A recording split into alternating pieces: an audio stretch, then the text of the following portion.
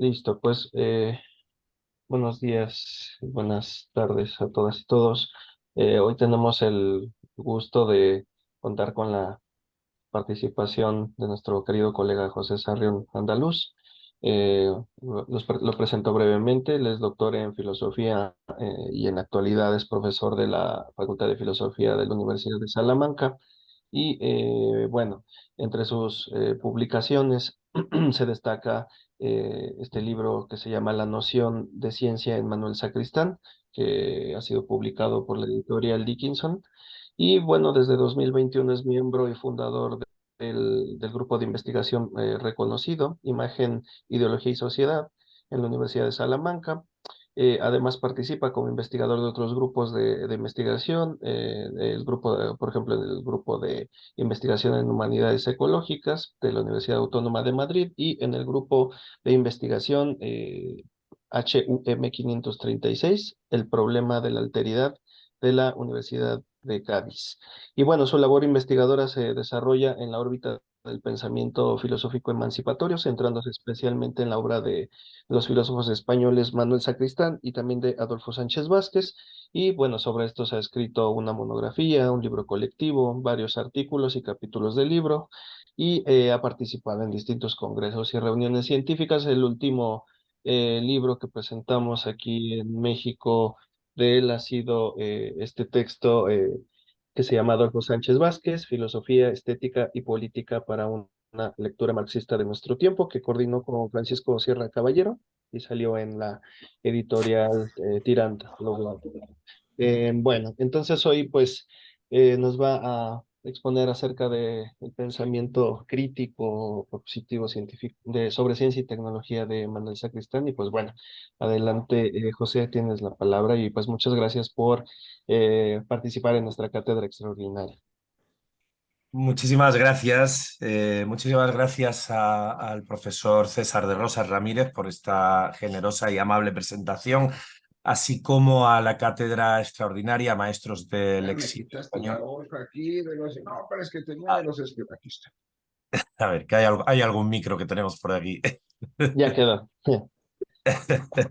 Pues muchísimas gracias a las personas que dirigís esta cátedra extraordinaria, Maestros del Exilio Español y el curso Filosofías Críticas de la Ciencia y la Tecnología en Iberoamérica. Muchísimas gracias por contar conmigo para hablar acerca de una de las líneas de investigación que más he trabajado en los últimos 14 años, que es la idea de la ciencia y la tecnología en el filósofo español Manuel Sacristán. Manuel Sacristán habría que empezar diciendo, puesto que estamos en una cátedra de maestros del exilio, que Manuel Sacristán no puede ser considerado como un maestro del exilio en sí mismo, al menos si tenemos una consideración del exilio como el exilio exterior, ¿no? En primer lugar, porque no pertenece generacionalmente, por supuesto, a la generación de los filósofos españoles del exilio. Hay que tener en cuenta que Manuel Sacristán nace en 1925 y comienza a hacer filosofía en la España de los 40. Es decir, que él ni siquiera viene además de una familia republicana, sus padres se encontraban más bien del bando franquista y por tanto es perteneciente a una generación ya diferente, ¿no? Perteneciente a una generación española que empieza a filosofar en los años 40 y especialmente en los 50. Él forma parte de pleno derecho de la escuela de la generación de los 50 de Barcelona. Si bien sí que es cierto que si entendiéramos el concepto de exilio como exilio interior, y especialmente si pensáramos en la represión política que sufre un conjunto de profesores y de pensadores ya bien entrado el franquismo, entonces Sacristán sí que entraría dentro de esta consideración. Hay que recordar que Manuel Sacristán es expulsado de la Universidad Española en 1966 por su actividad antifranquista. Por lo tanto, sí que tiene una coincidencia política o ideológica incluso con buena parte de los maestros del exilio de 1939. Además de que, en segundo lugar, Sacristán sí tuvo presencia en México, ¿no? Un curso académico, el curso 82-83, Manuel Sacristán fue profesor invitado en la Universidad Nacional Autónoma de México, en la UNAM, en un centro de investigación sobre teoría social básica, vinculado inicialmente a la Facultad de Ciencias Políticas, centro que a día de hoy sigue existiendo y sigue funcionando bajo dirección de Mónica Guitián y que he podido visitar recientemente este verano durante una estancia de investigación.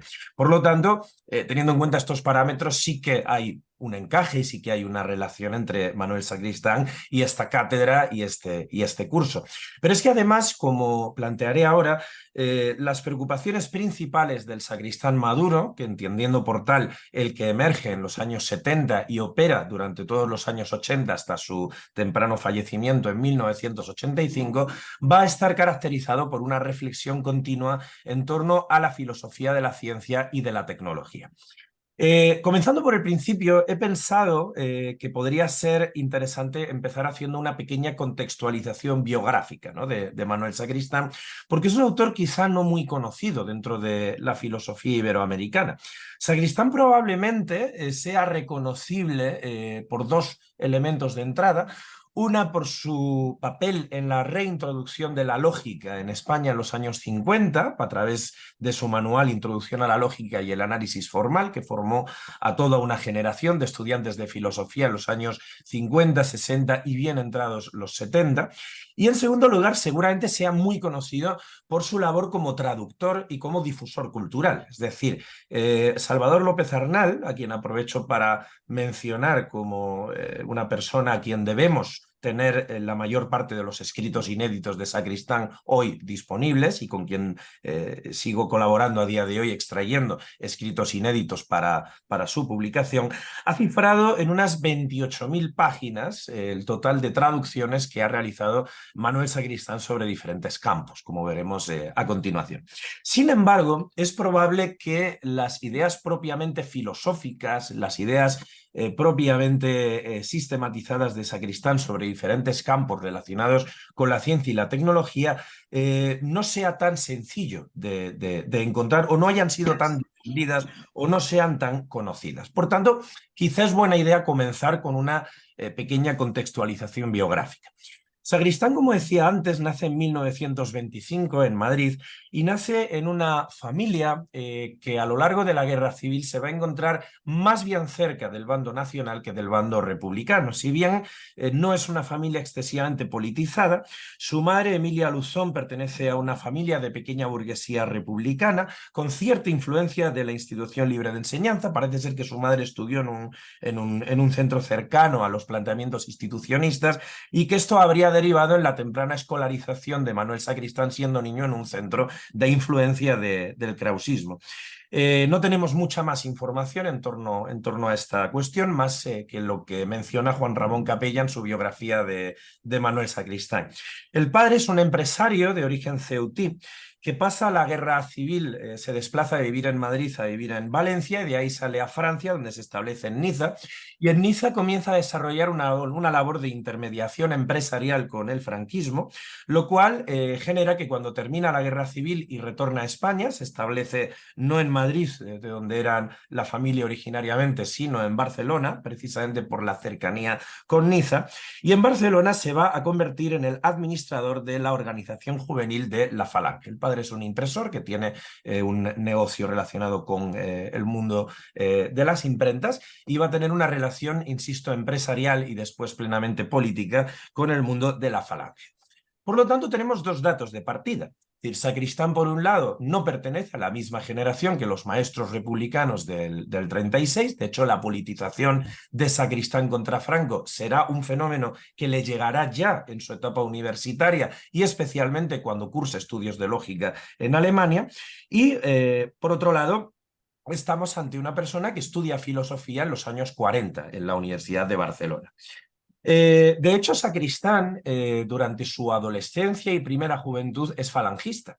Una cuestión que tampoco es sorprendente si uno piensa en las condiciones en las que vivía España en los años 40. Sacristán llega a ser jefe de centuria en el Instituto Balmes de Barcelona, instituto donde inicia una amistad con Josep María Castellet, que va a ser después compañero en la revista El Aya.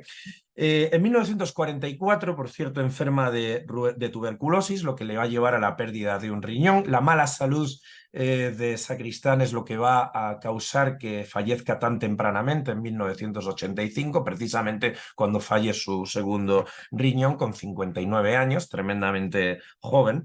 Y este año de 1944, a raíz de esta tuberculosis, Sacristán va a desarrollar una actividad de enorme lectura. Precisamente en esta época entra en la universidad en el curso 44-45, estudiando dos carreras, Derecho y Filosofía, y precisamente durante esta etapa universitaria es durante la cual va a tener la ruptura con Falange, con la organización juvenil de Falange y con el SEU, a partir de un incidente que va a tener con su dirección inmediata y que va a catapultar, por un lado, que Sacristán sea amenazado de muerte por los dirigentes inmediatos de Falange en Barcelona por traición, y va a dar como resultado inmediato la ruptura de Manuel Sacristán en segundo de carrera con 19 años, su ruptura, insisto, con todo el mundo falangista en el cual él se había criado en su infancia y adolescencia. En esta etapa universitaria es cuando vamos a conocer los primeros escritos de Manuel Sacristán en revistas de la época, revistas universitarias como Cuadrante, también la revista Estilo, pero de manera muy importante la revista Laie, que va a ser una revista muy definitoria y muy importante para la generación de los 50 en Barcelona, donde va a colaborar junto a Jaime Gil de Viedma, Gabriel Ferrater, los hermanos Juan y José Agustín Goytisolo, Josep María Castellet, que ya hemos mencionado, Pinilla de las Heras, Carlos Barral, etcétera, etcétera, etcétera. Esta revista, que era la publicación del Colegio Oficial de Doctores y Licenciados de Barcelona, va a ser determinante porque la actitud de Sacristán en la misma va a terminar llevándole a ser prácticamente un director impectore de la revista. Es una revista que además lograba pasar la censura, precisamente porque provenía de estudiantes pertenecientes a la pequeña burguesía o clases medias de Barcelona. Y en esta revista, durante estos años, va a desarrollar una importante tarea de lo que podríamos llamar sus primeros escritos filosóficos y también de crítica cultural. Es una época en la que desarrolla importantes lecturas de poesía, de Juan de la Cruz, de Petrarca, de Dante, donde estudia la filosofía de Aristóteles, de Spinoza, de Leibniz, de Kant, de Hegel, de Heidegger, de Husserl, donde va a conocer economistas como Schumpeter o como Keynes, va a realizar incluso una obra de teatro. Entre otras, la única que se conserva es El Pasillo, que fue publicada en la revista española de teatro, dirigida por Alfonso Sastre, pero hay otras que escribió que se perdieron. Y en la revista, en el marco de la revista Laie, es donde vamos a encontrar sus primeros artículos filosóficos de cierta entidad, entre ellos su texto de 1953 sobre Ortega y Gasset, titulado Verdad, Desvelación y Ley, una introducción al banquete de Platón de 1956, o determinados textos como ciertas entradas para la enciclopedia política de Argos en el año 50-51, entre ellos una dedicada a Simon Weil, o diferentes artículos en torno a Ortega, al personalismo de Simone Weil ya citada, a Jean Val, así como sus primeros intereses por el mundo de la lógica, seguramente por Bertrand Russell. A mediados de los 50 va a suceder algo que va a marcar de manera muy importante la biografía de Manuel Sacristán. Y va a ser que Sacristán obtendrá una beca para estudiar en el Instituto de Lógica de Münster, en Alemania Occidental, que en aquel momento era uno de los más importantes centros, de los más prestigiosos centros de estudio en lógica formal y filosofía de la ciencia en Europa Occidental.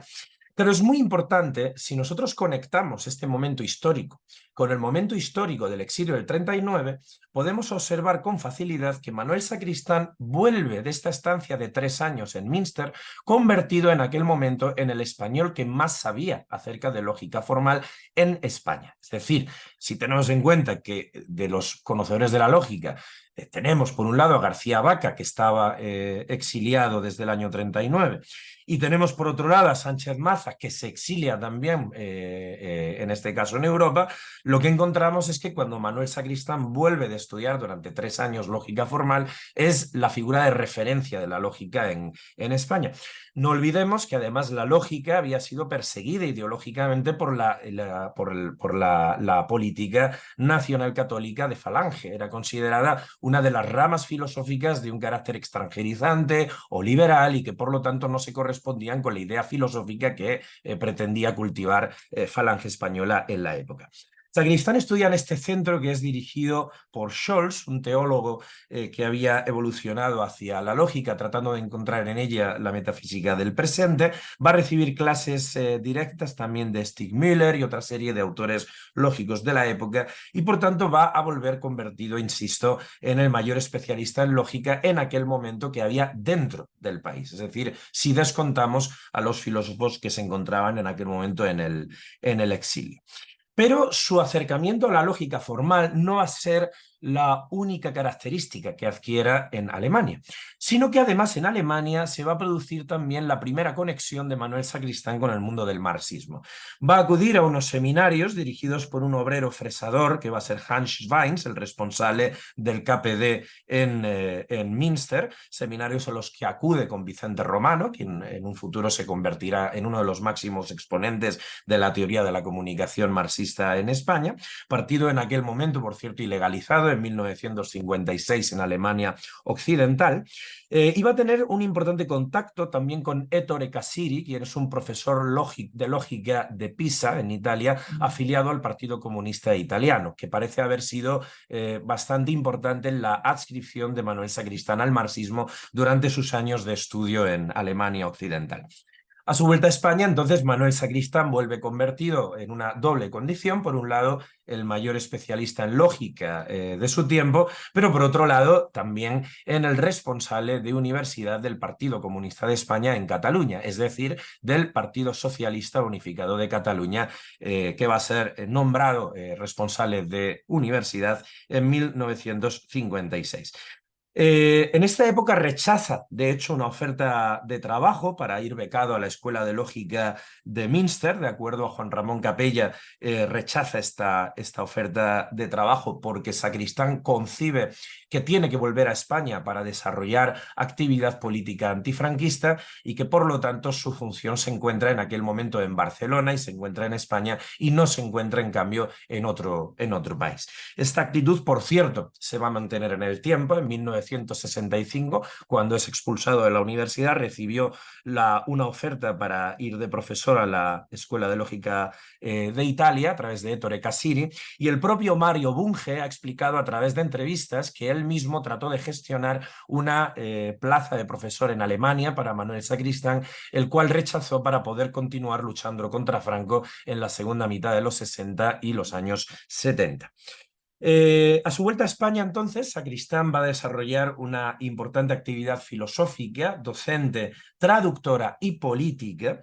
Va a casarse, por cierto, con Giulia Adinolfi, filóloga hispánica de origen italiano, la cual era becaria del Instituto Superior de Estudios Históricos de Italia, fundado por Benedetto Croce, y quien había sido militante comunista desde los 15 años. Y cuando va a desarrollar su actividad política en España, Manuel Sacristán lo va a hacer en el contexto de un partido comunista muy debilitado, un partido comunista en el que apenas existían intelectuales, en el que apenas había una presencia teórica y en el cual va a tener que construir la organización universitaria prácticamente desde cero. En aquel momento, en el PSUC consistía en unos pocos cientos de militantes obreros, pocos debido a la enorme represión que habían sufrido durante décadas, y un nulo tejido intelectual. En aquel momento coincide además con la adopción de la política de reconciliación nacional por parte del Partido Comunista de España, que daba lugar a una reivindicación de una política de alianzas por el restablecimiento democrático en España. Y esta va a ser la posición de partida en la que trabaje Manuel Sacristán durante sus años de clandestinidad. Como digo, en la Universidad de Barcelona va a desarrollar un importante trabajo político. Junto a Fontana va a realizar un trabajo de edición en cuadernos de cultura catalana, que va a ser la primera publicación cultural de izquierdas en Cataluña después de la Guerra Civil, y va a desarrollar una importante labor de construcción de organización del PSUC en la universidad, nucleando a figuras muy importantes de la cultura catalana y española del momento, como el caso de Francesc Vicens, quien luego será un dirigente de Iniciativa per Catalunya y Esquerra Republicana, Octavi Pelissa, quien va a ser fundador del Centro de Treball y Documentació, guionista de profesión, el conocido cineasta Joaquín Jordà, quien muchos recordarán por Númax y por tantas obras de cine militante, Sole Turà, Luis Goytisolo, etc. En 1956-57 protagoniza un encierro en el Paraninfo de la Universidad de Barcelona, donde se van a producir las primeras detenciones, y va a lograr más adhesiones a su partido, como es el caso de Xavier Folk, María Rosa Borràs, Joaquín Sampere, Bofill, Toni Montserrat, etc. Hasta el año 62, Sacristán está desarrollando una importante tarea de propaganda política dentro de la universidad, y a partir de este año es capaz de desarrollar una estructura organizativa de carácter democrático, asambleario y unitario, que va a ser lo que 4 años después, en 1966, constituirá el Sindicato Democrático de Estudiantes de la Universidad de Barcelona, que da lugar a un evento muy conocido por los historiadores de esta época, que va a ser la Caputxinada, aquel encierro involuntario que dio lugar a la creación del Sindicato Democrático de Estudiantes ya mencionado. De esta época van a ser 2 textos muy conocidos de Sacristán. Por un lado, las 3 lecciones sobre la universidad y la división del trabajo, en el que de momento no me voy a detener para poder centrarnos en lo que nos interesa, que es la concepción científica y tecnológica de Sacristán, así como el manifiesto por una universidad democrática, que fue el manifiesto fundacional del SDEU, que fue redactado de puño y letra por el propio Sacristán. Durante esta etapa, como decimos, hay una importante actividad política que es correspondida y es respondida por una importante represión por parte de la dictadura. Lo primero que se hizo con Sacristán fue expulsarle en la Facultad de Filosofía a raíz de unas quejas del arzobispado de Barcelona, que recibió quejas por parte de estudiantes falangistas que denunciaban que Manuel Sacristán explicaba Kant a un estilo liberal. No sé cómo es posible explicar Kant de otra manera.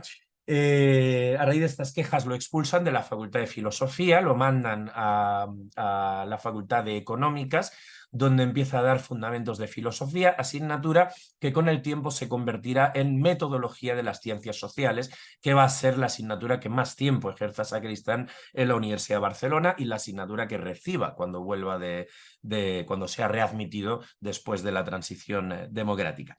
Durante esta época, Sacristán redacta una importante cantidad de textos anónimos. Una de las dificultades para editar Sacristán hoy es precisamente esta importante cantidad de textos anónimos, producto de una situación de clandestinidad y de una situación de represión política.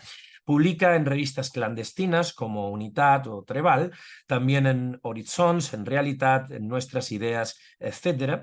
Realiza textos para la formación y el debate entre los militantes marxistas en España, como un texto acerca del manifiesto comunista, en el cual se revelan además planteamientos claramente antidogmáticos contra el marxismo oficial dominante en la época, como por ejemplo su afirmación acerca del carácter inconcluyente de la sobredeterminación de la superestructura por la base material.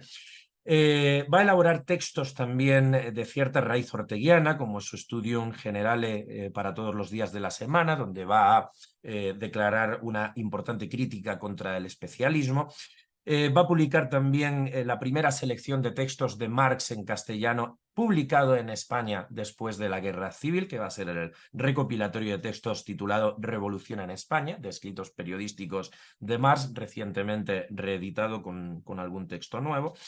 Va a publicar también su tesis doctoral sobre las ideas gnosiológicas de Heidegger en 1959 en el CSIC, que va a consistir una tesis en la que Sacristán se declara precisamente su interés acerca de confrontar al que él considera el mejor de los filósofos irracionalistas. Tan irracionalista, dice Sacristán, que su obra termina dando lugar en un antirracionalismo.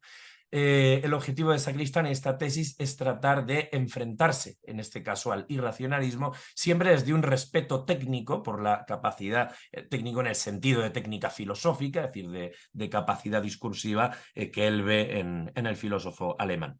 También en esta época es su conocido texto sobre el lugar de la filosofía en los estudios superiores, que va a dar lugar a la conocida polémica con Gustavo Bueno en la década de los 70. Su conocido prólogo al Anti-Düring en 1964, su publicación de la Introducción a la Lógica y el Análisis Formal, que ha sido descrita por Luis Vega Reñón como el libro más importante de la fase fuerte en la recepción de la lógica en España después de la Guerra Civil, y su importante traducción de 28.000 páginas traducidas en cientos de libros de lenguas como el alemán, el inglés, el francés, el italiano, el griego antiguo, el latín o el catalán. Entre ellos autores como Celeny, Marx, Lukács, Gramsci, etcétera, etcétera, etcétera. Bien. Después de este repaso enormemente rápido por la biografía de Sacristán hasta finales de los 60, en los 19 minutos que llevamos, es importante mencionar que a finales de los 60, concretamente en 1968, se va a producir lo que las dos periodizaciones que existen acerca de la vida de Sacristán en la actualidad, tanto la elaborada por Francisco Fernández Buey y Salvador López Arnal, como la elaborada por Juan Ramón Capella, coinciden en que en esta época, hacia 1968, se va a producir un cambio de época. Es decir, si tenemos por un lado al sacristán juvenil, que sería el sacristán premarxista, el sacristán universitario de Lalle, Cuadrante, etcétera, un sacristán de importante influencia orteguiana, conocedor de filosofía clásica, de cuestiones culturales, crítico teatral, cultural, musical, etcétera. Si tenemos un segundo sacristán, que sería el sacristán puramente marxista, de entre 1956 a 1968, en el 68 se producirá un doble aldabonazo, se producirá un doble golpe, que va a suponer un cambio de época en Sacristán. Y este doble aldabonazo va a consistir, por un lado, en la invasión soviética de Praga, lo cual le va a hacer terminar de desconfiar en el proyecto soviético. Sacristán nunca fue un marxista de corte soviético. Hay que pensar que él, cuando entra en el mundo del Partido Comunista de España, es ya en la época del 20 Congreso del PQS, es decir, de la desestalinización. Nunca fue un marxista, por lo tanto, estalinista. Nunca fue un marxista especialmente prosoviético y jamás fue un marxista ortodoxo desde el punto de vista del diamat y desde el punto de vista de la oficialidad soviética, pero a partir del 68 la ruptura con el mundo del socialismo real ya es total. La invasión de Praga y la ruptura, el aborto obligado de la primavera de Dubček va a significar un cambio y una ruptura completa y definitiva. Por otro lado, ciertas decepciones internas ante determinadas políticas del PC y del PSUV, ciertas discrepancias internas en el campo de lo táctico, así como su propia concepción del partido le llevan a una ruptura interna, una dimisión de los cargos de dirección del partido, acompañado, por cierto, de una depresión clínica que va a sufrir durante muchos años. Esta depresión, que por cierto le surge en el tiempo en el que está realizando la traducción de los textos de Gramsci para la antología que realizó en aquel momento y que es la primera antología completa al español de la obra de Gramsci, realizada por cierto antes de que existiera la edición de Valentino Yerratana.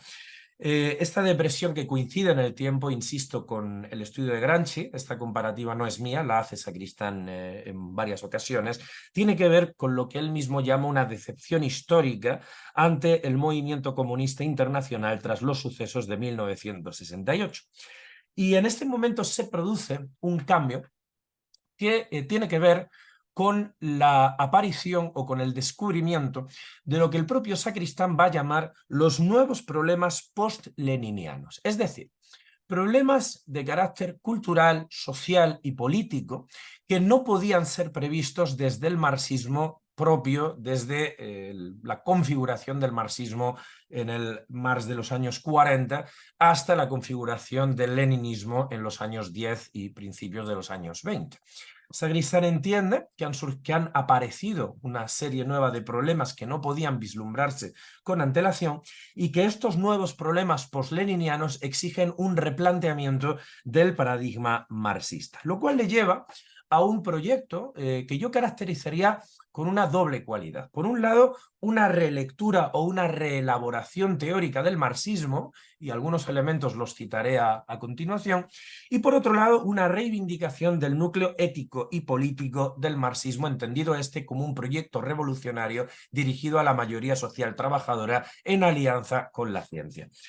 Permítanme leer un segundito la caracterización que realiza Francisco Fernández Boy acerca de este cambio de época. Francisco Fernández Boy, discípulo directo y amigo personal de Sacristán y colaborador de él durante toda su vida, enuncia así este cambio de paradigma. Dice así, cito: Sacristán fue un marxista que en su obra trató siempre de complementar conocimiento científico y pasión ético-política. Esto también es raro entre los marxistas y comunistas de la época. Los ha habido muy cientificistas y los ha habido muy moralistas, pero que hayan complementado tan bien como él el interés por la ciencia y el conocimiento científico y la pasión ético-política, pocos.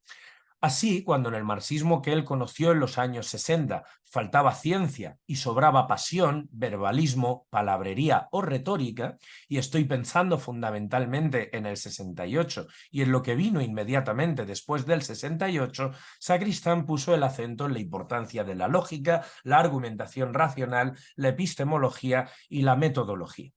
Y en cambio, cuando en el marxismo que conoció en los 70 y después de los 70 sobraba cientificismo y faltaba pasión, y ahora estoy pensando en los Althusser, los Coletti y en los discípulos de los Althusser y los Coletti, entonces Manolo Sacristán puso el acento en la importancia de la práctica revolucionaria y en la dimensión ético-política. Y por eso, desde los años 70, a Sacristán le gustaba más llamarse a sí mismo comunista que marxista. Cierro la cita. De hecho, Sacristán, un aspecto que empieza a mencionar de manera repetida es esa famosa frase de Marx en sus últimas cartas, cuando afirma: lo único que sé es que no soy marxista, ¿no? Elemento que, como veremos ahora, tiene importancia para entender sus tesis en torno a la ciencia y la tecnología. Bien, entonces en los años 70 decimos que hay un giro y decimos que hay un cambio de paradigma que afecta de manera muy importante a su concepción de la ciencia y la tecnología. Hay que mencionar y hay que partir de un elemento. Sacristán, si tuviéramos que simplificarlo mucho, yo diría que presenta una coincidencia que yo no conozco que se produzca en otros autores. Al menos yo no conozco. No digo que no exista, sino que yo no conozco autores que presenten una triple coincidencia. Sacristán presenta tres factores de importancia. Por un lado, como decía antes, es un filósofo, entre comillas, clásico, es decir, es una persona de formación clásica, que tiene un papel muy importante como difusor cultural en la España de los años 60 y 70, que tiene también cierta proyección en todo el mundo latinoamericano a través de sus traducciones al castellano, sus traducciones de Lukács, por ejemplo, o su traducción de la antología de Gramsci. Por otro lado, es una figura muy sólida dentro del marxismo, es una figura muy comprometida y que además no es solo un marxista teórico, sino que es un dirigente político hasta 1968. Él es miembro del comité ejecutivo del PSUC, luego es dirigente y fundador de las comisiones obreras de la enseñanza en los años 70, etcétera, etcétera. Fue el fundador del primer comité antinuclear de Cataluña, etcétera. Y en tercer lugar, es un filósofo buen conocedor y muy puesto al día acerca de los desarrollos de la lógica y de la epistemología del siglo XX, lo cual le había llevado a ser enormemente crítico con la lógica dialéctica soviética, a la cual nunca le dio carta de naturaleza. Él afirmó siempre que considerar la lógica como una especie de intento dialéctico, de construir una lógica dialéctica como alternativa a la formal, era un error filosófico, y era un error que había cometido los lógicos soviéticos. Nunca le dio carta de naturaleza este tipo de lógicas, y además consideraba que la filosofía de la ciencia de raíz soviética era bastante deficiente. Es más, Sacristán presenta simpatías epistemológicas por determinados desarrollos del Círculo de Viena, y no solamente de autores ligados a la izquierda, como podrían ser Otto Neurath, sino también a autores como por ejemplo Popper, ¿no? de clara raigambre antimarxista, pero que para Sacristán eran autores sólidos desde un punto de vista epistemológico, ¿no? Él va a tener una cierta cercanía a los autores de la filosofía de la ciencia del siglo XX, desde el Círculo de Viena en adelante, y va a tener siempre una posición de respeto hacia toda esta escuela epistemológica, para sorpresa y casi escándalo del marxismo de su época, ¿no? Entonces, si entramos ya después de estas consideraciones en sus posiciones acerca de filosofía de la ciencia y filosofía de la técnica, lo primero que tendríamos que afirmar es que Sacristán va a partir de un cierto distanciamiento ante los debates usuales en el marxismo de la época acerca de la relación entre ciencia e ideología, o acerca de la consideración de la ciencia como ideología. Esto no quiere decir que Sacristán desprecie este debate, y no quiere decir que Sacristán no crea que la ciencia tiene también, y subrayo el también, una función ideológica.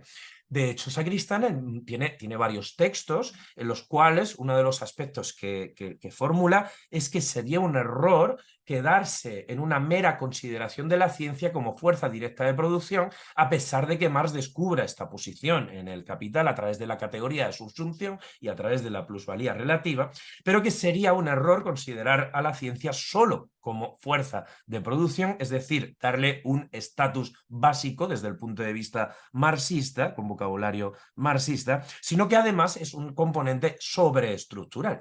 Sin embargo, si bien es cierto que la ciencia tiene también, subrayo, un papel ideológico, y así lo revela el tratamiento que realiza de Kuhn en sus clases de metodología de las ciencias sociales, así lo revela su interés por la categoría de ideología en Antonio Gramsci, así lo revela, por ejemplo, cuando estudia las tres categorías de ciencia en Marx, las tres raíces o las tres nociones de ciencia en Marx, que Sacristán realiza en su conocida obra acerca del trabajo científico de Marx y su noción de ciencia, donde Sacristán distingue tres tipos de ciencia en la obra de Marx, ¿no? La noción de Wissenschaft alemana, la noción de science en su sentido empírico inglés, y la noción de Kritik de origen joven hegeliano.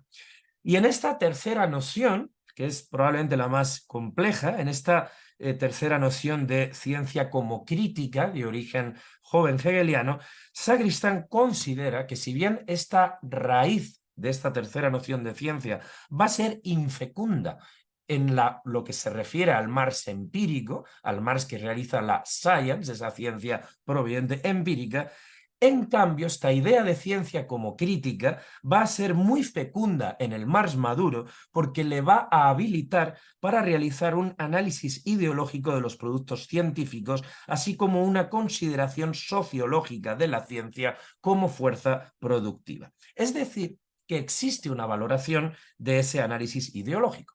¿Cuál es el problema aquí? ¿Dónde se va a distanciar Sacristán de los análisis que realizaba el marxismo en su tiempo entre ciencia e ideología? En mi opinión, las críticas de Sacristán a la ciencia se detienen en cuanto estas críticas conducen a un cierto desprecio epistemológico. Es decir, Sacristán reconoce la existencia de elementos ideológicos en la ciencia, pero la ciencia no puede ser pura ideología, sino que dentro de la ciencia debe existir también conocimiento, debe existir una bondad epistemológica. De hecho, la ciencia no podría cumplir esa función ideológica si no cumpliera una función epistemológica. No solamente esto, hay un paso más, y este es el elemento central de varias de sus conferencias en la época, que sugieren la idea de que la filosofía de la ciencia debe comenzar a albergar como núcleo central una política de la ciencia. Esta idea acerca de la implantación de un núcleo de política de la ciencia dentro de la filosofía de la ciencia se corresponde con una tesis que Sacristán realiza insistentemente durante esta época, y es la idea de que precisamente en la bondad epistemológica de la ciencia se encuentra su peligro ontológico, o su peligro social, o su peligro político. Esta es la idea que vamos a encontrar en algunos de los textos de su época, como su reflexión sobre una política socialista de la ciencia de 1979. La vamos a encontrar también en su conferencia de Barcelona de 1976 de la filosofía de la ciencia a la política de la ciencia, o se va a encontrar también en el texto de la conferencia que el profesor César de Rosas les ha enviado junto a la convocatoria de la sesión de hoy, titulada De la filosofía de la ciencia a la política científica, que dictó Manuel Sacristán en Salamanca en 1977, invitado por el profesor Miguel Ángel Quintanilla en la época. Si tuviéramos que resumir un poco las ideas en torno a la ciencia y la tecnología de Sacristán en este conjunto de textos, tendríamos que empezar afirmando que Sacristán detecta la convivencia de dos ejes de discusión en la filosofía de la ciencia que se ha practicado hasta ahora. Un eje que llama epistemológico y un eje que denomina eje ontológico. El eje epistemológico sería el primero que ha surgido históricamente en tiempos temporales. Y ciertamente es muy antiguo. Sacristán data el nacimiento de este eje ontológico ni más ni menos que en Heráclito, en la idea heraclitiana de que el haber aprendido muchas cosas no significa sabiduría. Este eje epistemológico de la crítica de la filosofía a la ciencia se basa en la distinción entre el conocimiento científico de la verdadera sabiduría. Y es una vieja distinción y una vieja crítica que se ha encontrado tan antigua casi como la propia filosofía. Sin embargo, afirma Sacristán, hay un segundo eje de la crítica de la filosofía a la ciencia. Este primer eje, el eje epistemológico, es un eje que probablemente no va a desaparecer nunca porque implica la existencia de problemáticas filosóficas que seguramente son imposibles de una solución satisfactoria para todas las partes. Pero hay un segundo eje, insisto, que es bastante más joven, afirma Sacristán, y es la consideración de la ciencia como constitutiva del mundo, la ciencia como constituyente de la realidad. Este eje ontológico habría surgido en el idealismo alemán, en el idealismo de corte objetivo o también en el idealismo de corte subjetivo. En este creo que además el propio Sacristán afirma que se ve con mucha claridad. Es decir, cuando uno pone a la posición de Fichte, de acuerdo a la cual el yo pone al no yo dentro del yo, que Sacristán categoriza y caracteriza como una renuncia a la naturaleza, está claro que lo que nos está afirmando es que la ciencia tiene un papel constitutivo también del mundo y de la realidad, aspecto que puede encontrarse en otros representantes del idealismo alemán de diferentes corrientes, pero que también puede encontrarse en la concepción heideggeriana de la ciencia y de la técnica. Sacristán considera que este segundo eje ontológico, con el cual él no comparte elementos filosóficos fundamentales, es decir, Sacristán no es un filósofo hegeliano, a pesar de ser marxista, formula críticas muy importantes a Hegel, como veremos, no es un filósofo, desde luego, heideggeriano, aunque le respeta enormemente y considera que Heidegger ha sido capaz de captar determinadas cuestiones y pulsiones filosóficas con más acierto que otros autores de su tiempo. Pero, sin embargo, lo que considera Sacristán es que los autores, los filósofos de este eje, sin él estar de acuerdo con sus sistemas filosóficos, cree que han dado en la clave con lo que sería el eje más urgente. ¿Y por qué razón? Porque el tiempo en el que Sacristán realiza estas reflexiones es el tiempo de la emergencia del paradigma ecologista. Es decir, en 1972 se publica el informe al Club de Roma sobre los límites del crecimiento, encabezado por Margaret Meadows. Este informe tuvo muy mala recepción tanto por la derecha política de su tiempo como también por parte de la mayor parte de la izquierda política de la época. La reacción de la mayor parte de los dirigentes del marxismo de la época fue considerar que el informe al Club de Roma era una especie de engañifa, era una especie de informe destinado a evitar la capacidad de consumo de los trabajadores, a quienes se les había negado históricamente esta posibilidad, y por tanto no tuvo una gran acogida en los circuitos del marxismo. No fue este, en cambio, el caso de Sacristán. Creo que no estaría equivocado si afirmo que en el campo hispanohablante Sacristán fue el primer marxista que se interesa por este informe, influido sin duda alguna por marxistas alemanes, a los que seguía de manera muy destacada, especialmente Wolfgang Harris, también Rudolf Barth, Y esto le va a dar lugar a que Sacristán presente un interés por la ecología tremendamente temprano, tan temprano que ya en 1972 planea la edición de una serie de libros que se dediquen a tratar las cuestiones que describía el informe al Club de Roma sobre los límites del crecimiento, y Sacristán tiene que acuñar un término para poder englobar esta temática, término que va a definir como sociofísica. La sociofísica sería un nuevo campo del saber dirigido a entender las relaciones de la sociedad con su entorno físico. Enseguida Sacristán sustituirá este término por el de ecología, que será el que se asuma en prácticamente toda la academia y en la sociedad. Pero es indicativo que tenga que acuñar un término a principios de los 70 para definir esta nueva realidad que no se encontraba presente en su campo intelectual de referencia. Este cambio de paradigma le va a llevar a enunciar la necesidad, como decía antes, de realizar ciertos cambios culturales y políticos dentro del marxismo. Uno de ellos, probablemente el más señalado, sea la necesidad del abandono del milenarismo revolucionario que Marx habría heredado de Hegel y este a su vez habría heredado de la Ilustración. Es decir, en el Marx central, digamos, es decir, en el Marx del Capital, podemos encontrar que el cambio social se explica en base a un choque tendencial o una tendencia al choque entre el desarrollo de las fuerzas productivas y el marco social de relaciones de producción. Es decir, el capitalismo para Marx era el sistema con mayor capacidad productiva de todos aquellos modos de producción que habían existido hasta ahora, pero esta infinita capacidad de liberación de fuerzas productivas del capitalismo se encontraba a su vez frenado por la tendencia al choque que daba lugar este marco de relaciones de producción clasistas. Es decir, dicho en términos sencillos, el capitalismo tiene una enorme capacidad de desarrollo de fuerzas productivas, pero con una condición, y es que el beneficio que generen estas fuerzas productivas debe ser privado, porque debe darse en un marco de relaciones sociales de producción de carácter clasista. Sentado este margen, ¿qué era el socialismo para Marx? El socialismo en Marx era el acto revolucionario que liberaba a estas fuerzas productivas de este marco de relaciones de producción, es decir, de esta sociedad de clases, y por lo tanto permitía que este desarrollo incesante de las fuerzas de producción dejara de estar frenado por esa sociedad de clases para poder ser puesto al servicio de la totalidad de la sociedad. En suma, la concepción del comunismo en Marx tiene mucho que ver con una sociedad de la abundancia. Esta idea es una de las ideas que el paradigma ecológico dice con claridad que hay que abandonar. Y esto es lo que plantea Sacristán en los años 70. Sacristán dirá, la teoría del cambio social que se da en la teoría del choque tendencial entre el desarrollo de las fuerzas productivas y el marco de relaciones de producción en Marx, será correcta desde el punto de vista esquemático, es decir, desde el punto de vista de explicación de la historia, pero es mala cultura, dice. ¿Mala cultura en qué sentido?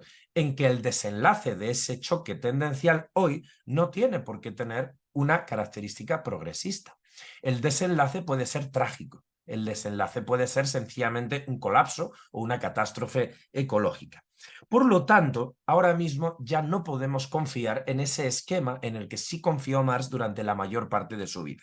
Digo la mayor parte porque en sus últimos textos sobre Rusia da la sensación, o se ha interpretado, que el último Marx sí pudo poner en duda este esquema. Sacristán considera entonces que una característica central que el marxismo debe abandonar es este optimismo ingenuo progresista que Hegel habría heredado a su manera de la Ilustración y que a su vez habría sido transportado por el propio Marx. Y es la idea de que la historia avanza por su lado malo. Sacristán sugiere que una de las causas del desinterés de la tradición marxista de su tiempo hacia el problema ecológico se puede encontrar precisamente en esta influencia hegeliana en Marx. Cito a Sacristán, dice Sacristán: es la herencia de un modo de pensar, de un peculiar determinismo, basado en la idea de que los acontecimientos se producen con logicidad interna, con absoluta necesidad. La idea de que no hay distinción entre lo lógico y lo empírico, que lo factual, los hechos, son ya de por sí lógicamente necesarios. Cierro la cita. Podemos ver cómo la logicidad del pensamiento hegeliano opera a través de una dinámica interna de la negación. Este planteamiento hegeliano de la negación como dinámica interna del proceso histórico ha tenido, a juicio de Sacristán, un efecto desastroso en la tradición marxista. Y esto le mueve a distanciarse de ciertos aspectos de Marx y Engels donde esta influencia se hace patente. Esta herencia hegeliana daría lugar, según Sacristán, a considerar que el progreso en la historia avanza por su lado malo. Una idea presente en la izquierda a través de lo que Sacristán califica como la típica obsesión adolescente y falsamente revolucionaria del cuanto peor mejor, o que Sacristán ejemplifica en aquellos versos de Hölderlin que decían: de donde nace el peligro, nace también la salvación. Esta es la idea precisamente que hay que abandonar. Para Sacristán, inicio de nuevo cita, cualquier continuación útil de la tradición de Marx tiene que empezar por abandonar el esquema dialéctico hegeliano de la filosofía de la historia. Cierro cita. Frente a este objetivismo de raíz hegeliana, la crítica de Sacristán a Hegel se dirige a potenciar, por el contrario, el elemento subjetivo, en el sentido de potenciar al sujeto social protagonista del cambio social. Es decir, frente a una situación en la que el ecologismo nos obliga a renunciar al esquema de cambio social enunciado por Marx, de lo que se trata es de sustituir ese viejo objetivismo de las fuerzas productivas por un marxismo mucho más subjetivista, en una tradición que podríamos entroncar en diálogo con aportaciones como las de la Volpe o las del propio Lukács. Sacristán no fue nunca un marxista muy lukácsiano, mejor dicho, él dejó dicho más de una vez que no era lukácsiano, precisamente por ese hegelianismo tan presente en Lukács, y Sacristán conocía muy bien a Lukács porque fue su gran traductor al castellano. Sin embargo, sí que simpatiza con las tesis de Lukács acerca de la importancia de la subjetividad, el factor subjetivo, que por cierto también detecta en otros renovadores del marxismo del primer tercio del siglo XX, como Gramsci o como el propio Lenin. Además, por otro lado, Sacristán plantea también en otro texto de la época, titulado Algunos atisbos político-ecológicos en la obra de Marx, observa que Marx no siempre ha defendido este esquema histórico de raíz hegeliana. Si bien es cierto que en la mayor parte de la obra de Marx, sin ir más lejos en Miseria de la filosofía, Marx expone que es el lado malo el que da nacimiento al movimiento, el que hace la historia provocando la lucha. Podemos recordar, sin ir más lejos, el texto de los años 50 de Marx sobre la dominación británica de la India, ¿verdad? Que todos recordaremos, aquel final en el que hablaba acerca de que la destrucción de esa cultura era, desde el punto de vista histórico, un paso que nos llevaría hacia una situación de carácter progresista o emancipatorio, a pesar de condenar los excesos y las aberraciones coloniales de los ingleses. Sin embargo, este esquema que efectivamente parece estar presente, este determinismo objetivista que parece estar presente en la mayor parte de la obra de Marx, aparece en cambio negado en algunos de los últimos textos de Marx, como por ejemplo su carta de 1877 al diario ruso Notas sobre la Patria, en la cual declara que no se puede encontrar una filosofía de la historia en su propio planteamiento, es decir, que su esquema histórico solamente es válido en aquel entorno donde él ha desarrollado su trabajo empírico, en este caso el capitalismo desarrollado de Europa Occidental, y que por lo tanto no puede intuirse un camino determinista universal a partir de sus obras. Lo hace además en diálogo con los primeros marxistas rusos, precisamente. Sacristán además analiza cómo en ciertas partes del pensamiento de Marx se pueden encontrar atisbos de pensamiento ecológico, ¿no? No un sistema ecológico en sí, pero sí atisbos. Así, por ejemplo, un capítulo del Capital en el que Marx declara que el capitalismo depreda sus dos fuentes de valor, que son la tierra y el trabajador, y subrayo aquí la tierra. También cuando Engels en determinados textos plantea que la gran ciudad, tal y como él la conoce en el siglo XIX, la gran ciudad es incompatible con una sociedad socialista, y algún otro atisbo que Sacristán plantea sobre la mesa precisamente para ayudar a esta necesaria compatibilidad del proyecto marxista con el proyecto ecologista.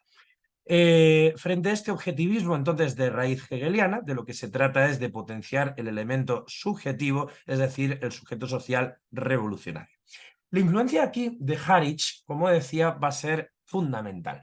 Harich había postulado la idea de un comunismo homeostático, es decir, equilibrado, en el cual se pudiera realizar una sociedad de clases sin crecimiento económico en plenos años 70. Es sorprendente cómo se adelanta a teorías que hoy en día se están discutiendo y manejando. Y Harich postula que la función del socialismo no será el reparto de la riqueza, al menos en los países desarrollados, sino precisamente el establecimiento de medidas rigurosas y globales de racionamiento. Harich acuña incluso la noción de bienes de consumo objetivamente antisocialistas, que son aquellos que no son universalizables. Sacristán simpatiza con una parte importante de estas tesis de Harich, si bien difiere en una muy importante. Harich consideraba que el paradigma ecológico, precisamente por exigir un racionamiento de la capacidad de consumo, tendría que tener un rasgo autoritario, porque la humanidad no podría aceptar voluntariamente una reducción de su capacidad de consumo. Sacristán difiere profundamente en esto, y Sacristán considera que, por el contrario, el giro ecológico solo se puede hacer desde una perspectiva profundamente democrática, donde se haga un acento muy importante en la educación. Como veremos al final de mi intervención, una de las líneas que propone por una política socialista de la ciencia es precisamente primar los aspectos educativos sobre los aspectos innovadores en ciencia y tecnología. En todo caso, la existencia de atisbos ecológicos en la obra de Marx no evita que el marxismo tenga que actualizarse también en sus referencias. En esta época, Sacristán plantea la necesidad de recuperar de manera cultural elementos que están presentes en la tradición filosófica y que considera que son muy útiles a la hora de entroncar una filosofía de la ciencia a la altura del desafío ecológico. Así, por ejemplo, considera que un marco cultural importante es la recuperación del viejo principio griego de la mesotés, del equilibrio, frente al pecado griego de la hibris, de la desmesura. Este principio de la mesotés o la mesura contra la hibris va a ser importante en la concepción sacristaniana del socialismo como una sociedad regulada, idea que se encontraba también presente en la obra de Antonio Gramsci, frente a la idea hegeliana de que la historia avanza por sus propias contradicciones. Esta concepción hegeliana de la historia ya no es válida porque, a juicio de Sacristán, las contradicciones ecológicas no se pueden resolver por su propio desarrollo. Al contrario, las contradicciones ecológicas a lo que nos conducen por su propio desarrollo es al desastre. Por ello, el esquema hegeliano de resolución de las contradicciones ya no sería válido en una sociedad bajo el paradigma ecológico. Al contrario, de lo que se trata, afirma Sacristán, es de crear un nuevo marco social y científico en donde estas contradicciones puedan dirimirse sin catástrofe, como por otro lado se apunta en el libro primero del Capital. Por lo tanto, una política socialista de la ciencia exige una dialéctica de la positividad y la negatividad al mismo tiempo, basada en una ética revolucionaria de la mesura, del autocontrol. Los humanos somos biológicamente la especie de la hibris, de la desmesura, y debemos hacer un esfuerzo de autocontención.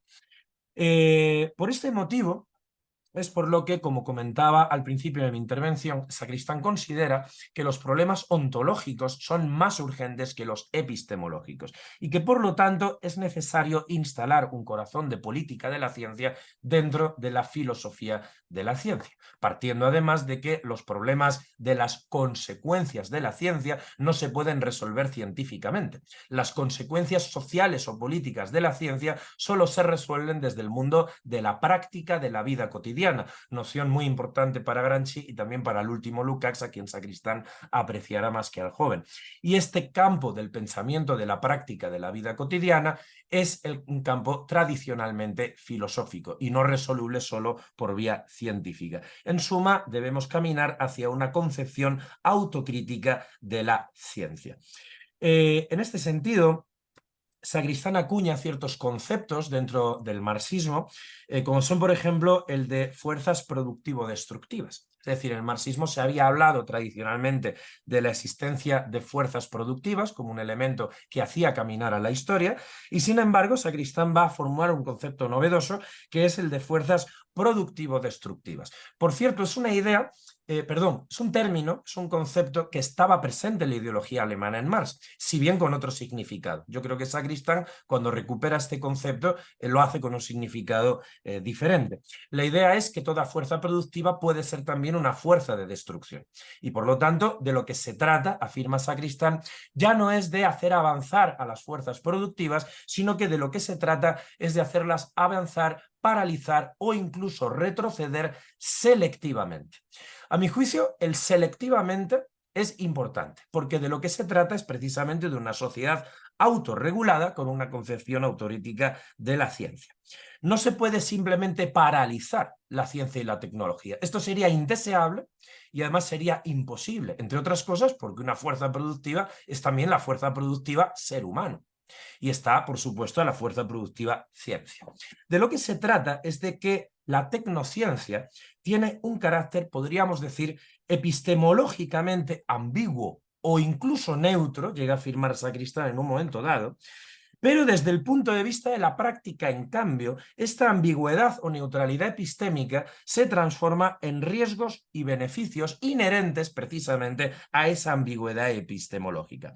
Esta constitutiva ambigüedad práctica de la ciencia y de la técnica da lugar a Sacristán a afirmar que frente a esas consideraciones únicamente ideológicas de la ciencia, lo cierto, afirma Sacristán, es que en la bondad epistemológica de la ciencia reside su peligro social. Lo malo de la ciencia es que es buena ciencia. Es precisamente esa cuestión. En su fuerza epistemológica está su peligro político. Y por lo tanto, de lo que se trata de adelantar o de retrasar será el marco social dentro del cual las contradicciones de la ciencia se puedan dirimir sin catástrofe. Por este motivo, en esta política filosófica, podríamos decir, de la ciencia, lo que es urgente es el eje ontológico y no el epistémico. Termino solamente con 4 o 5 ejes que el propio Sacristán destacó al final de su conocida conferencia Reflexión sobre una política socialista de la ciencia, donde después de realizar este importante marco teórico terminaba dando lo que podrían ser algunos atisbos o ejes de una nueva política socialista de la ciencia. Enseguida observarán que estos ejes están pensados para una política socialista y ecológica, o ecosocialista si prefieren llamarlo así. Por un lado, primar los aspectos de educación en ciencia sobre los de investigación. ¿Por qué motivo? Precisamente para evitar esa reacción, esa previsible reacción social contra la caída del consumo en los países adelantados. Habla de primar la educación sobre la investigación, no de anular la investigación, como veremos a continuación. Este primer principio traía además un corolario y era la idea de hacer una reforma universitaria para que estuviera dirigida a generar las condiciones de posibilidad para la educación para una nueva sociedad, o las condiciones de posibilidad para que las personas pudieran educarse de cara a esta nueva sociedad. El segundo eje sería la primacía de la investigación básica sobre la aplicada frente a la tendencia capitalista a primar la investigación aplicada sobre la básica. En tercer lugar, un eje que sería primar los aspectos contemplativos frente a los aspectos instrumentales de la ciencia. En cuarto lugar, potenciar los aspectos de una investigación de tipo descriptiva y, en quinto lugar, la idea de potenciar tecnologías ligeras frente a tecnologías pesadas, definiendo las primeras como aquellas que son más intensivas en fuerza de trabajo y menos intensivas en capital. Afirmaba Sacristán, la consecuencia inmediata de esta decisión daría lugar como resultado un aumento de la jornada de trabajo que debería ser paliada a través del freno o el evitar toda producción inútil, un requisito necesario de la sociedad ecológica. Esto, termina afirmando Sacristán, solo es posible a través de la eliminación de la lucha de clases. Solo a través de la eliminación de una sociedad de clases es posible la afirmación de una sociedad ecológica fundamental. Esta idea, por lo tanto, nos conduce a la idea de un comunismo homeostático, esta idea de evaluar las necesidades reales de la población frente a un sistema que es mero productor de deseos para una sociedad autorregulada y una gestión justa de la escasez. Este sería el nuevo proyecto socialista en el cual se encontraría el socialismo de Manuel Sacristán. Esta es la tarea, y si me permiten que lea una breve página, ya que llevo 58 minutos y por tanto me quedan 2 para cumplir los 60 minutos a los que me había comprometido. Permítame leer los 2 párrafos finales del primer número de Mientras tanto, la revista que fundó Manuel Sacristán en los años 70, precisamente en 1979, y que va a ser el vehículo a través del cual se van a desarrollar todo este tipo de ideas y de discusiones. Permítanme enunciar solo los 3 párrafos finales de esta carta que él redactó. Dice así: con estas hipótesis generales intentamos entender la situación y orientarnos en el estudio de ella.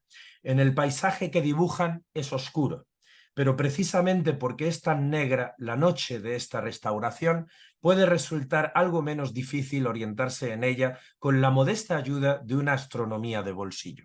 En el editorial del número 1 de Materiales habíamos escrito que sentíamos cierta perplejidad ante las nuevas contradicciones de la realidad reciente.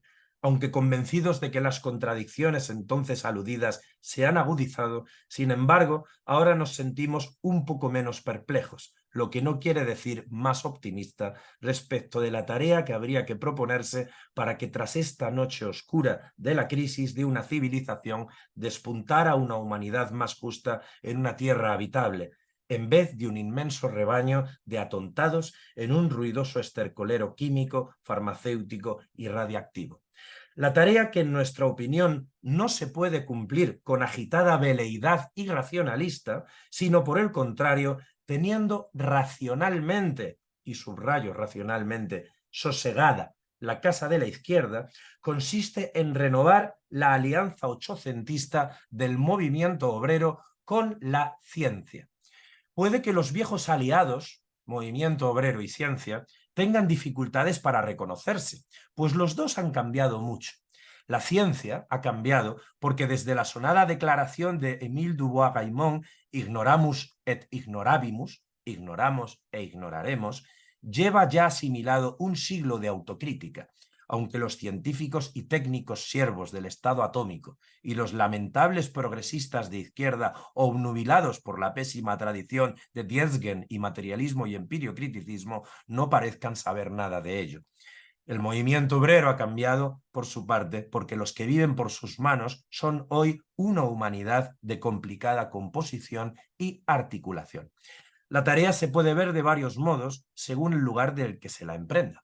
Consiste, por ejemplo, en conseguir que los movimientos ecologistas que se cuentan entre los portadores de la ciencia autocrítica de este fin de siglo se doten de capacidad política revolucionaria. Consiste también, por otro ejemplo, en que los movimientos feministas, llegando a la principal consecuencia de la dimensión específicamente universalmente humana de su contenido, decidan fundir su potencia emancipadora con la de las demás fuerzas de libertad. O consiste en que las organizaciones revolucionarias clásicas comprendan que su capacidad de trabajar por una humanidad justa y libre tiene que depurarse y confirmarse a través de la autocrítica del viejo conocimiento social que informó su nacimiento, pero no para renunciar a su inspiración revolucionaria, perdiéndose en el triste ejército socialdemócrata, precisamente cuando éste, consumado su servicio restaurador del capitalismo tras la Segunda Guerra Mundial, está en vísperas de la desbandada, sino para reconocer que ellos mismos, los que viven por sus manos, han estado demasiado deslumbrados por los ricos, por los descreadores de la tierra. Todas estas cosas se tienen que decir muy en serio. La risa viene luego, cuando se compara la tarea necesaria con las fuerzas disponibles. Las nuestras alcanzan solo para poner cada 2 meses 96 páginas a disposición de quien quiera reflexionar con nosotros acerca de todo lo apuntado. Quienes de verdad tienen la palabra son los movimientos potencialmente transformadores, desde las franjas revolucionarias del movimiento obrero tradicional hasta las nuevas comunidades amigas de la tierra. Solo cuando unas y otras coincidan en una nueva alianza se abrirá una perspectiva esperanzadora. Mientras tanto, intentaremos entender lo que pasa y allanar el camino, por lo menos el que hay que recorrer con la cabeza. Cordialmente, la redacción. Bien, por mi parte nada más y agradeceros muchísimo esta invitación. Bueno, pues muchísimas gracias, José, por la exposición.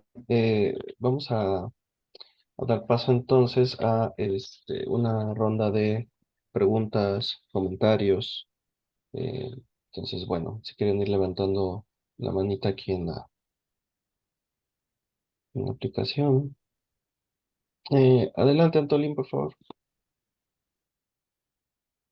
Bueno, pues muchas gracias, José, por tu exposición tan completa, ¿no? Por ese recorrido por la trayectoria intelectual o biográfico intelectual de Sacristán y su teoría de la ciencia.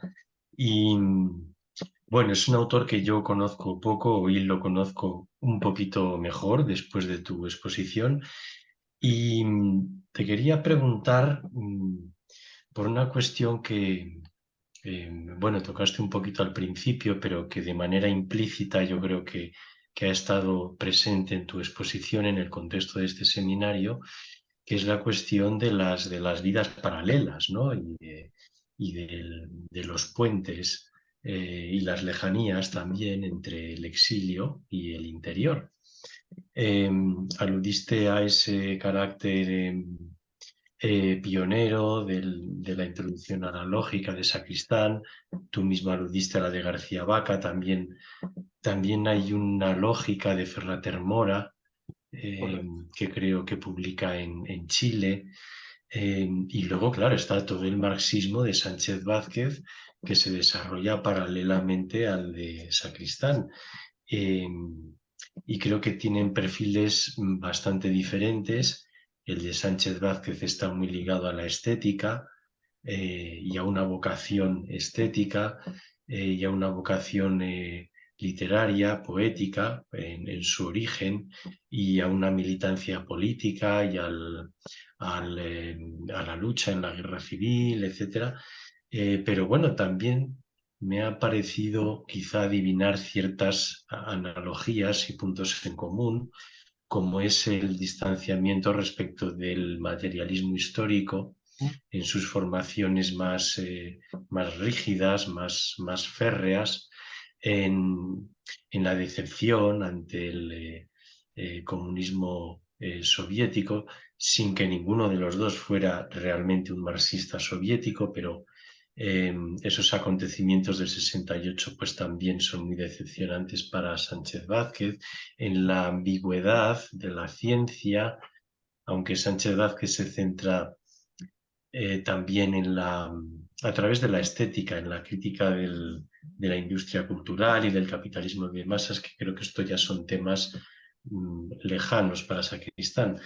Pero, en fin, yo quería preguntarte si a ti te consta que hubiera puentes o vasos comunicantes, ¿no? Entre estas dos trayectorias marxistas, aunque Sánchez Vázquez es anterior, ¿no? no recuerdo cuándo nace Sacristán, pero Sánchez Vázquez nace en el 15 y Sacristán ya es más bien de la generación de la posguerra, ¿no? Puede ser.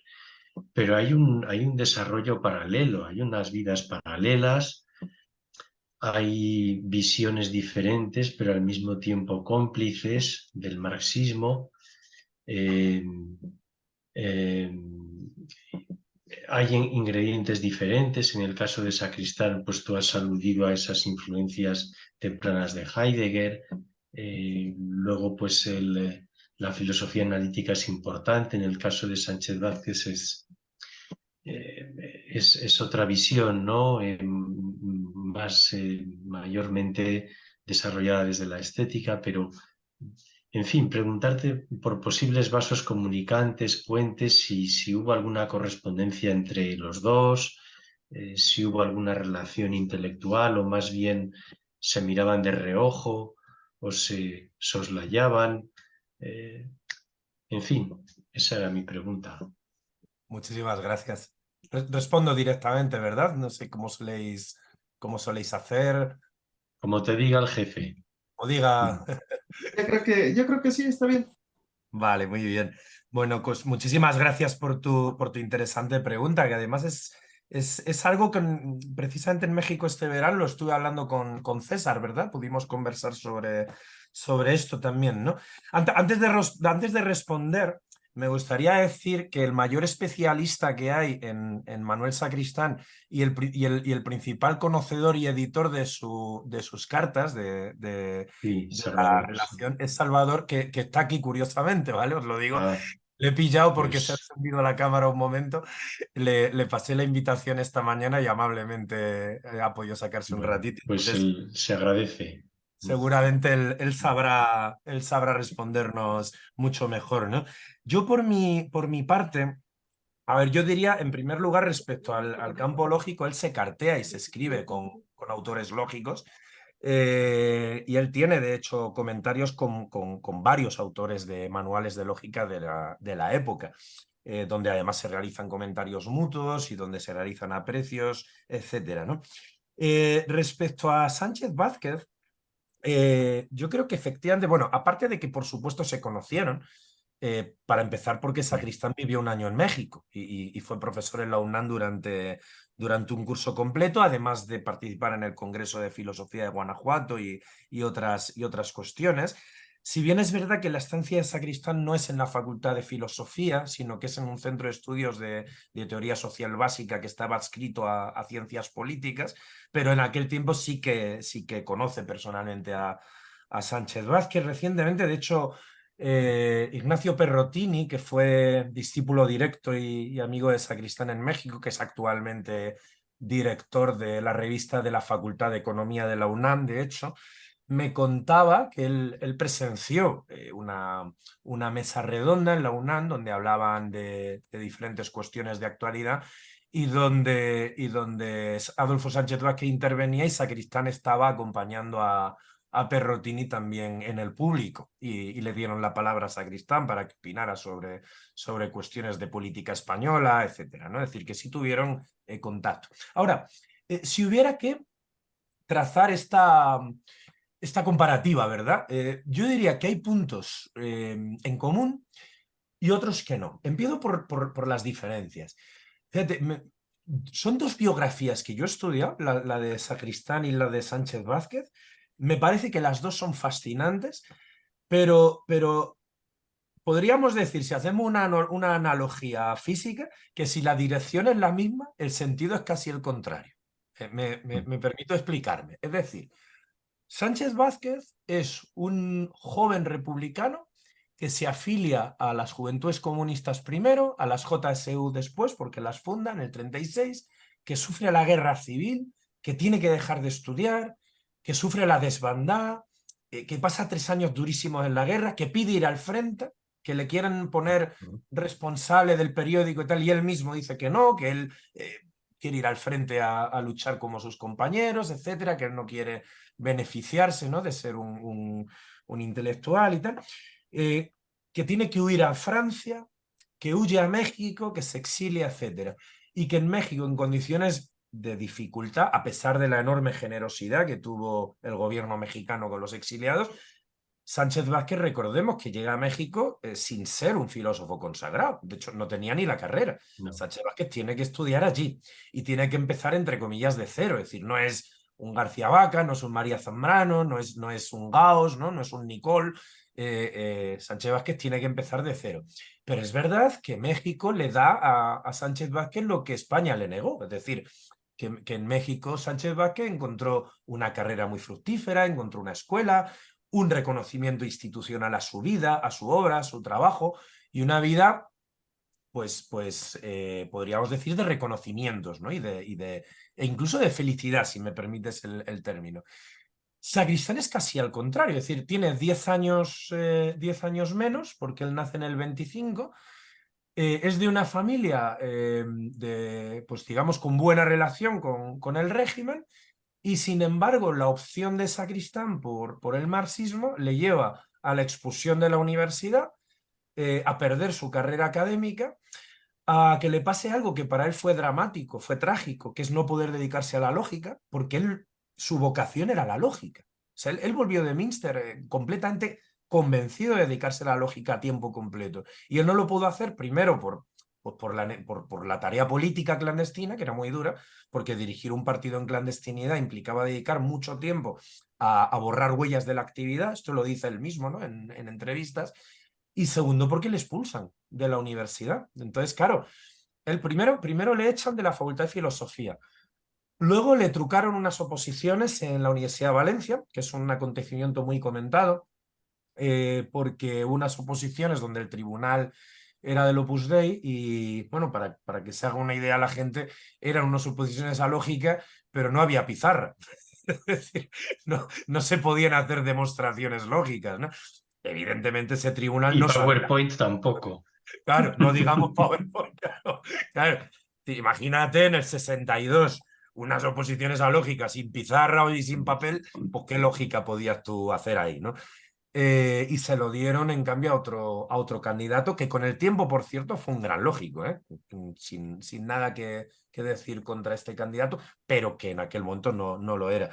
Y por lo tanto nunca pudo tener una cátedra en lógica. En el 66 le echan de la universidad, perdón, 65, y cuando se reincorpora a la universidad ya a dar metodología a las ciencias sociales, pues muere relativamente poco después, porque muere muy joven. Entonces, digamos que Sacristán perdió su carrera investigadora y él no pudo dedicarse ya nunca a la lógica a tiempo completo y a la filosofía. Y no es el caso de Sánchez Vázquez. Digamos que Sánchez Vázquez lo pasa muy mal de joven, pero luego es verdad que tiene condiciones de estudio y tiene condiciones para publicar y para trabajar, que son fundamentales para nuestro oficio, como sabe todo el mundo, ¿no? Sacristán no tiene esas condiciones prácticamente nunca, ¿no? Porque cuando no está en clandestinidad, está sufriendo represión o está dedicando muchísimo esfuerzo a traducir para comer, para dar de comer a su familia, porque además nunca quiso profesionalizarse en política, tampoco él pidió nunca que le pusieran un salario el partido ni nada parecido, ¿no? Esto en cuanto a disimilitudes, ¿no? Por supuesto, intereses temáticos son distintos. Lo mencionabas antes, Sánchez Vázquez empieza en la estética y la estética le acompaña casi toda su vida, ¿no? De hecho, termina haciendo unos inéditos de estética en un proyecto inacabado de reformulación de estética, ¿no? Samuel Arriarán ha categorizado las etapas del pensamiento estético de Sánchez Vázquez en el libro que hemos sacado el año pasado precisamente. Sacristán tiene interés por la estética, sí tiene interés por la estética, de hecho tiene una enorme producción de crítica cultural, crítica, incluso alguna crítica cinematográfica, crítica literaria. Démonos cuenta que traduce la estética de Lukács. Él participa, por ejemplo, en debates muy interesantes sobre el realismo con Valeriano Bozal. De hecho, hace poco descubrí, gracias a una compañera, que Sacristán durante un periodo muy breve llegó a llevar el equipo de comunicación en Barcelona, el equipo aquel de Corazón, Bozal y todo esto. Quiero decir que él tenía también interés por la estética y tiene textos de estética. Pero es verdad que yo no diría que fuera su campo central, ¿no? Son disímiles también en su estilo, claro. Una de las consecuencias de que Sánchez Vázquez tenga estabilidad en la universidad es poder escribir libros. Sacristán no puede escribir libros, no tiene condiciones para ello. Entonces escribe en formato de texto corto, en texto breve. Bueno, breve, es decir, formato artículo, prólogo, este tipo de cosas. Eso se nota mucho porque la producción de Sacristán es muy fragmentaria para un lector. Es muy difícil meterse en Sacristán, ¿no? Que te tienes que meter en un universo de cientos, pero literalmente cientos de artículos antes de la era del paper, ¿no? Es decir, por necesidad, digamos, suya biográfica, de temáticas enormemente variadas, ¿no? Pero es cierto que Sacristán y Sánchez Vázquez comparten dos cosas muy claras. Una es una militancia política. Y es verdad que los dos en un momento determinado sufren una decepción. Sánchez Vázquez se decepciona en los años 50 y deja de ser dirigente del PC. Si bien él es militante toda su vida, él se muere con el carnet, pero él deja de asumir tareas de dirección y se dedica a la filosofía. Y Sacristán es cierto que dimite de sus cargos en el 69, si bien mantiene la militancia hasta finales de los 70. Pero ambos son militantes, es decir, Sacristán se mantiene comunista toda su vida. Después de dejar el partido de manera discreta en los 70, continúa siendo fundador de Comisiones Obreras de la Enseñanza, funda el Comité Antinuclear de Cataluña, funda mientras tanto, da clases en una escuela para alfabetización de obreros, trabaja en suma en diferentes proyectos, ¿no? La propia revista Mientras Tanto tiene un punto militante, ¿no? Porque las portadas de las revistas, de hecho, alteraban sus colores, ¿no? Se ponía un día rojo, otro verde y otro violeta para escenificar esa necesidad de alianza que he leído cuando he leído parte del prólogo, ¿no? Al primer número. Y por tanto, yo diría que sí existen algunos elementos comunes. Y desde luego, esa, digamos, heterodoxia, ¿no? Esa heterodoxia que está presente en Sánchez Vázquez, no en sus primeros textos, porque los primeros textos de Sánchez Vázquez son bastante ortodoxos, ¿no? Francisco José Martínez los ha analizado muy bien en aquel congreso en que coincidimos en Salamanca. De hecho, la ponencia de Martínez precisamente fue sobre el Sánchez Vázquez ortodoxo. Pero Creo que le ciertamente... moderé yo, sí, y le tuve que cortar porque se enrolla mucho, pero sí, me acuerdo, muy interesante ponencia. Pero sí, efectivamente, esa heterodoxia, digamos, también sería un rasgo compartido entre los dos, a mi juicio. Y pido disculpas porque igual me he enrollado yo en la respuesta. No, muy bien, muchas gracias. Gracias, muchas gracias. Muy bien, muchas gracias. Adelante, por favor, profesor Salvador. Bueno, simplemente comentar que en el año 2004 un historiador y cineasta barcelonés, Xavier Juncosa, estuvo en su país, en México, y entrevistó a Adolfo Sánchez Vázquez, y eso se recogió luego en un documental, en una película que se titula Sacristán en México. Si ustedes van a la red y ponen Sacristán en México, Xavier Juncosa, pues está ahí, tal vez lo pueden ver. Y luego, en un libro que se recogió, anexo a esos documentales, que se titula, lo estoy mostrando, ¿sí? ¿Vale? Creo que lo ven ustedes. Se titula Del pensar, del vivir y del hacer. En el capítulo 6 hay un texto de Sánchez Vázquez que se titula Mis encuentros con Manuel Sacristán. Tal vez eso les pueda interesar. Si alguno de ustedes no lo encuentra, se lo pregunta a José Sarrión o me lo pregunta a mí, yo les facilito el texto que lo tengo tirado y se lo facilito sin ningún problema. Muchísimas gracias por todo. No, al contrario, muchísimas gracias y gracias por acompañarnos también aquí. Bueno, no sé si alguien más quiera hacer alguna pregunta o comentario. Si no, me gustaría... bueno, ya tenemos... adelante, doctora Ana Rosa. Muchas gracias, César, y muchas gracias, José. O sea, espléndida charla, y la verdad es que para mí Sacristán, oía Sacristán y era traductor, ¿no? O sea, lo asociaba con todas las traducciones que hemos en la carrera que estudiamos. Pero yo tengo una duda que es muy puntual y que siempre me ha intrigado: el rechazo de la lógica dialéctica, por ejemplo, la de Gortari, cuando yo estudié en los 70s, comencé la carrera, mi maestro de lógica, daba lógica matemática, recién regresaba de Berkeley de hacer el doctorado con Benson Mates, y entonces nos hablaba de que la lógica dialéctica volvía toda la lógica inconsistente porque permitía las contradicciones, etcétera. Pero me parece que alguien tan inteligente como Elie de Gortari estaba desarrollando una lógica dialéctica que no era, o sea, como no era el sistema de lógicas matemáticas formales que todos conocemos, ¿no? O con los que ya nos formamos a partir de los 70s. No sé si lo que quería era hacer una reconstrucción del materialismo dialéctico o no entiendo. Si nos pudieras explicar un poquito nada más por dónde iba eso y la crítica de Sacristán. Ujú. Muchas gracias. Claro que sí, muchísimas gracias por tu pregunta. Sí, efectivamente, vamos a ver, en esto yo creo que pesan varias cuestiones, ¿no? Y daría para mucho, porque tu pregunta creo que se podría responder si examináramos, por un lado, la concepción de la lógica en Sacristán y, por otro lado, su concepción de la dialéctica, ¿no? Hay varios libros sobre ello, editados todos por Salvador López Arnal, sobre este asunto. Eh, Vamos a ver, empezando por la lógica, tenemos que tener en cuenta que Sacristán es un hombre formado en la lógica formal en Münster. Es decir, esta es una tradición intelectual poco común en el marxismo, ¿eh? Poco común en el marxismo de la época. Hay otros ejemplos de marxistas metidos en el campo de la lógica formal, ¿no? Ludovico Gay Monaz, por ejemplo, o por supuesto Neurath, Otto Neurath, ¿no? Por supuesto, o Ettore Cassiri, pero no es algo que abundara excesivamente.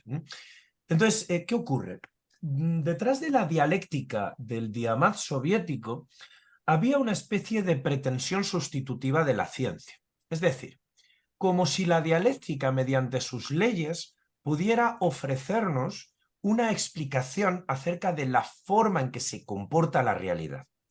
Y que, por tanto, y esto lo afirmaban algunos filósofos de la ciencia soviéticos, la buena ciencia tiene que basarse en una lógica dialéctica, porque la lógica dialéctica, que superaría el principio de no contradicción de Aristóteles, es más consistente con la realidad que la lógica formal, que sería una lógica burguesa y que sería una lógica que se basa en el principio de no contradicción de Aristóteles y que no reconoce que la realidad es cambiante, ¿no? Bien, esta tesis es una tesis a la que Sacristán se enfrenta claramente y está en un claro desacuerdo. Es decir, no se puede hacer una lógica alternativa a la formal, porque la lógica formal realiza una serie de verdades de carácter formal, es decir, de carácter no material. Y por tanto la lógica, siguiendo aquella provocadora expresión de Russell, ¿no? Decía que la ciencia empírica dice cosas de las que no está muy segura sobre cosas de las que está muy segura que existen, y la lógica formal y las matemáticas dicen cosas de las que están muy seguras acerca de cosas que no existen en absoluto, ¿no? Claro, la lógica formal no tiene que hacer una representación de la realidad. La lógica formal es un ejercicio de abstracción de generación de una serie de verdades formales. Y en ese sentido no puede ser sustituida por otra cosa. Menos aún la ciencia. Intentar aplicar desde fuera a la ciencia algo así como un método dialéctico que sea superior al de la ciencia empírica es un error de planteamiento. Y es un error que no hacía Marx y que Sacristán considera que no debemos hacer nosotros. Por lo tanto, esa idea de lógica dialéctica, Sacristán efectivamente la rechaza y él considera que las lógicas dialécticas que se están haciendo en su tiempo no tienen validez frente a la lógica formal. Lo mismo ciertas ideas de dialéctica, es decir, entender la dialéctica como un conjunto de leyes que explican el desarrollo de la realidad o el desarrollo de la materia y el tiempo es un error. Sacristán no concibe la dialéctica como un método en un sentido fuerte, empezando por ahí. Es decir, un método es un conjunto de reglas que se pueden repetir para generar un resultado determinado, ¿no? De la misma manera que en matemáticas el método de igualación nos permite resolver ecuaciones de segundo grado. La dialéctica no es un método en este sentido. Sí puede ser una metódica entendido en un sentido laxo del término. Es decir, Laxo, una sí. metódica, claro, en un sentido, digamos, bueno, ¿qué sería la dialéctica en Sacristán? La atención o la fijación de objetivos de investigación que tengan que ver con el punto de vista de la concreción, es decir, de la realidad concreta, espacio que no pertenece al espacio tradicional del conocimiento, ya desde Aristóteles, en el que se decía que no hay ciencia de particulares. La dialéctica, en cambio, es un intento de conocimiento de lo concreto, porque es la única forma de conocimiento útil políticamente, y al mismo tiempo sin perder de vista la atención por la totalidad. Pero es un intento y es, digamos, más una especie de ánimo del investigador o de paradigma o de horizonte investigador que un conjunto de leyes que constituyan un método. Entonces, desde esta concepción de la dialéctica, que Sacristán tampoco desecha, Sacristán no cree que haya que abandonar completamente la dialéctica, pero sí el modo en que tenía el marxismo de su tiempo entender la dialéctica. Claro, desde este punto de vista, una lógica dialéctica no parece que tenga sentido, no parece que quepa en esta cuestión, ¿no? Sino que más bien parece un intento de suplantación de la lógica formal, ¿no? Si me Pero permite... sería como un ejemplo de razonamiento prudencial que va con una racionalidad, digamos, más de frónesis aristotélica, más aplicadas a los casos particulares donde la sabiduría, digamos, es lo importante y no reglas algorítmicas, ¿no? Sí, hay dos momentos en los que Sacristán dice algo sobre esto. Vamos a ver. Por un lado hay un texto clásico, que es su famoso prólogo al Anti-Düring del 64. Aquí lo que expresa Sacristán sería lo siguiente. La ciencia tiene, en primer lugar, bueno, lo primero es, si somos materialistas, somos inmanentistas, dice, ¿no? Respecto al marxismo. Entonces, el marxismo como materialismo es inmanentista, y esto significa que para operar intelectualmente tenemos que usar los resultados de la ciencia y no tenemos que ir más allá de aquello que la ciencia no nos ofrezca en primer grado. Esto como elemento. Pero, dicho esto, podemos reflexionar sobre esto, pero sin hacer introducir en la ecuación más elementos que aquellos inmanentes que nos ofrece la ciencia. Si nos damos cuenta, en esta consideración hay una parte del juicio epistémico sobre la ciencia que yo mencionaba antes, ¿verdad? Es decir, la ciencia tiene un aspecto epistémico que no puede ser cuestionado, ¿no? Dicho esto, la ciencia es el método de conocimiento más perfecto y más desarrollado que hemos creado, pero tiene limitaciones. Y estas limitaciones no proceden de que hagamos mal la ciencia, sino por el contrario, de que la ciencia precisamente funciona por estas limitaciones, y es por su carácter analítico reductivo. Entonces dice Sacristán, ¿qué es la dialéctica? El intento de ir más allá de esta limitación que es connatural a la ciencia y que no podemos pedir que la ciencia no ejerce. La ciencia es necesariamente analítico-reductiva. Pero ¿qué ocurre? Que nosotros aplicamos la ciencia sobre realidades que son concretas, que son cambiantes, que son, en suma, dialécticas, ¿no? Que son totalidades concretas. Y por eso necesitamos de un pensar dialéctico que nos ayude a ir más allá de esas limitaciones de la ciencia. ¿Y con qué tiene que ver esto? Con el principio de la práctica. La práctica, a diferencia de la teoría, se da en un mundo complejo y en un mundo que no es simplificable, ¿no? Esto, por cierto, se podría poner en diálogo y retomo con la pregunta que hacía Antolín Sánchez, se podría poner en diálogo quizá con la filosofía de la praxis de Sánchez Vázquez, ¿no? No entraré ahora, pero tiene también un cierto regusto, digamos, ¿no? Esa idea goetheana, ¿no? de que gris es el árbol de la teoría y verde el dorado árbol de la vida, ¿no? Pero bueno, en un segundo momento, yo diría que Sacristán va dejando de hablar de estas totalidades concretas y complejas, que son el pathos de la dialéctica, y se empieza a interesar más por la noción de programa, en un sentido más cercano a Otto Neurath. Sacristán en su etapa final se interesa bastante por el pensamiento de Neurath. Y parece ser que esta atención al campo de los programas y a esta búsqueda de una mediación entre la teoría y la política, que es el mundo de los valores, que sería el que ejerce de mediador entre las teorías y las aplicaciones prácticas, ya sea tecnológicas o ya sea políticas, tiene que ver con ese campo de los valores que Neurath trabajó en su filosofía de la ciencia y que iban a generar interés, ¿no? En todo caso, es cierto que Sacristán no deja de lado de la dialéctica, él continúa trabajando textos sobre dialéctica durante toda su vida, pero es cierto que nunca la ve como una lógica. Nunca la ve como una lógica en el sentido hegeliano. Es decir, ese intento de Hegel de hacer una lógica que por otro lado no es formal, la lógica hegeliana nunca pretende ser una lógica formal, es más bien una expresión de la propia realidad misma, ¿no? Pero esa lógica entendida como un rasgo de la dialéctica, Sacristán no la consideraría.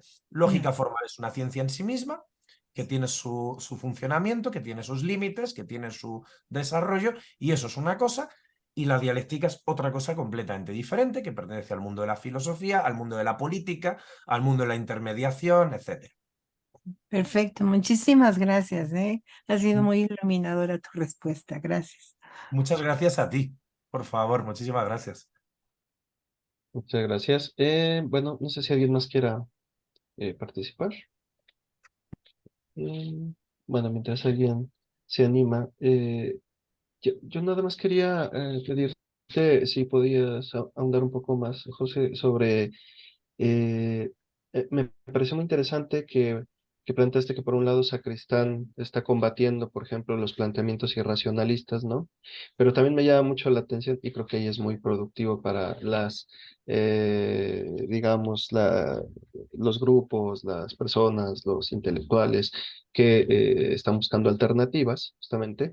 El hecho de que Sacristán no solo hace esta crítica a los irracionalistas, sino también justamente como los planteamientos ingenuos, progresistas de la propia izquierda, ¿no? O también pues como a estas visiones románticas que confunden lo que nos has comentado de la maldad práctica o política, ¿no? Con la bondad epistemológica del desarrollo científico y tecnológico, ¿no? Y entonces creo que eso es muy importante, lo hemos platicado personalmente, pero bueno, estaría bien que también las colegas y los colegas eh, escuchando un poco más de esto, porque sí me parece interesante, ¿no? Como que justamente no, ya en esta cátedra hemos visto como una serie de autores que no son tecnófobos ni tecnófilos, ¿no? Sino que más bien tienen esta concepción crítica y entonces, a pesar de hacer una crítica, por ejemplo, del uso de la ciencia y la tecnología en el capitalismo, pues no hay un rechazo de ella, ¿no? Al contrario, lo que hay es una reconfiguración para buscar alternativas, me parece, ¿no?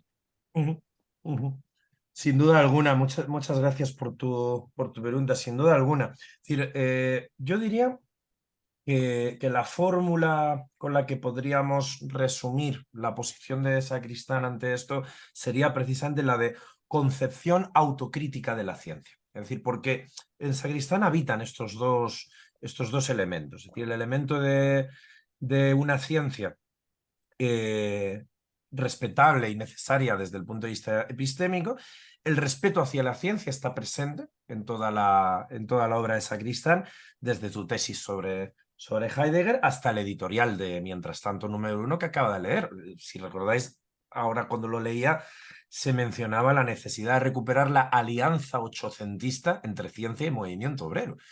Y Sacristán, por ejemplo, cuando alguien criticaba el anarquismo, y esto es algo que le pasó en México una vez, cuando alguien criticaba el anarquismo furibundamente, él, en cambio, recordaba a aquellos anarquistas del siglo XIX y principios del siglo XX que eran grandes racionalistas, ¿no? Como el fundador del primer observatorio astronómico de Barcelona, que era anarquista, o la escuela racionalista de la nueva pedagogía, ¿no? Fundada por anarquistas españoles, que por cierto tuvo luego mucho desarrollo también en México a partir del 39, ¿no? Por un lado esto está ahí, pero efectivamente, si seguimos la expresión de Francisco Fernández Buey en torno a esto, Lo que sucede es que el racionalismo de Sacristán se va atemperando, dice Paco. Fernández Boya hablaba de un racionalismo atemperado. ¿Y atemperado por qué? Por el descubrimiento del paradigma ecológico y de los nuevos problemas postleninianos. No solo el ecológico, también la cuestión nuclear y el riesgo de hecatombe atómica también. Es decir, hay un nuevo marco en el cual la ciencia tiene esa peligrosidad. Entonces, efectivamente, la bondad epistemológica está relacionada con peligro social y peligro ético y político. Entonces, efectivamente, desde una perspectiva marxista, el problema no puede ser solo la ciencia y la técnica, sino el marco social en el que se hace la ciencia y la técnica. Y por lo tanto, no hay una solución acientífica a la crisis ecológica, pero tampoco la solución es solo científica. Y esa confianza que podemos ver hoy de ciertos sectores a ya inventarán algo, ante la catástrofe energética, bueno, ya encontrarán alguna salida tecnológica, científica y tal.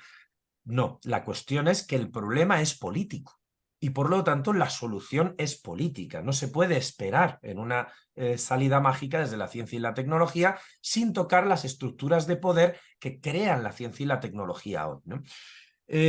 Por lo tanto, de lo que se trata es de cambiar ese marco en el que se hace la ciencia. Esto no lo vamos a hacer contra la ciencia tampoco, porque para empezar, para un cambio social necesitamos la ciencia. Una ciencia regida por principios democráticos o principios socialistas, diría Sacristán, pero hace falta, ¿no? Pero efectivamente, al mismo tiempo hace falta una concepción autocrítica, ¿no? Y pongo una broma que no es mía, se la copio a Jorge Richman, ¿eh? Solemos meternos mucho con los terraplanistas, ¿no? Los terraplanistas son esa gente que cree que la Tierra es llana, ¿no? Y que no es redonda. Y es esa gente que no cree en la ciencia, ¿no?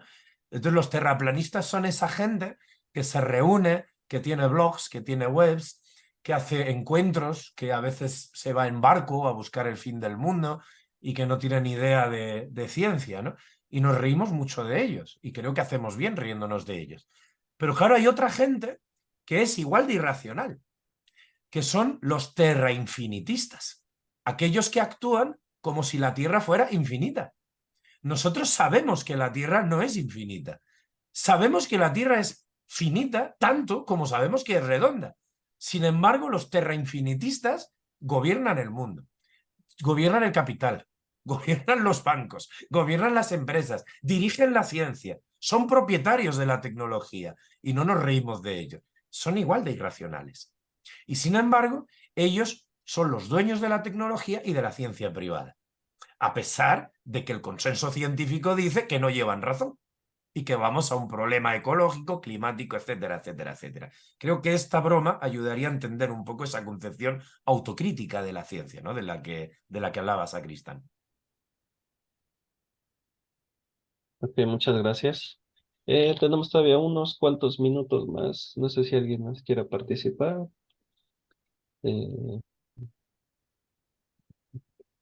bueno, profesor Salvador, usted no quiere participar, aprovechando que contamos con su Bueno, yo creo, presencia. sinceramente, yo creo que José lo hace mucho mejor de lo que lo podría hacer yo. Sí.